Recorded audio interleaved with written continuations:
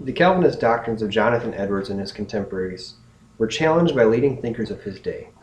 With the rise of the Enlightenment, it caused many to reevaluate their understanding of God and the world around them. Things began to be explained in the natural or the way the world progressed kind of mentality. Isaac Newton had a very mechanical way of explaining the world and how it operated. Immanuel Kant said that the Enlightenment was humanity's coming of age. He also said, the emergence from the immaturity that it caused human beings to rely on such external authorities such as the Bible, the church, and the state to tell them what to think.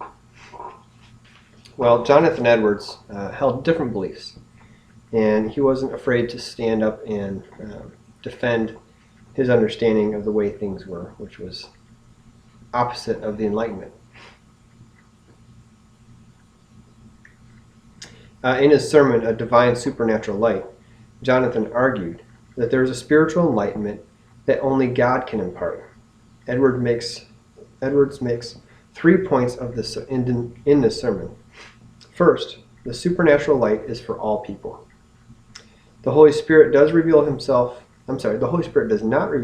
to only those who can logically explain him. It's not just for the educated, people that can come up with ideas and explain it, but it's also, as he says, for babes.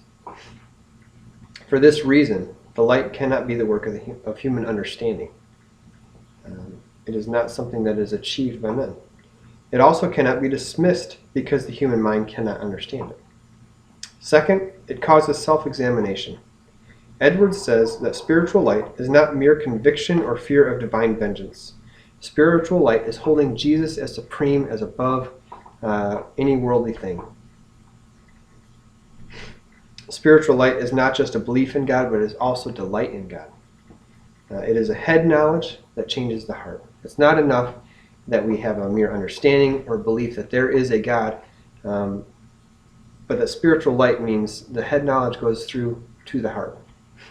Third, spiritual light changes the nature of the saint.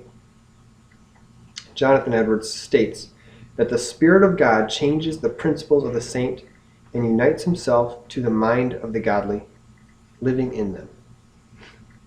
Edwards argues that the mind of a man is prejudiced toward the divine truth, but the Holy Spirit removes this hindrance of reason, but positively helps reason.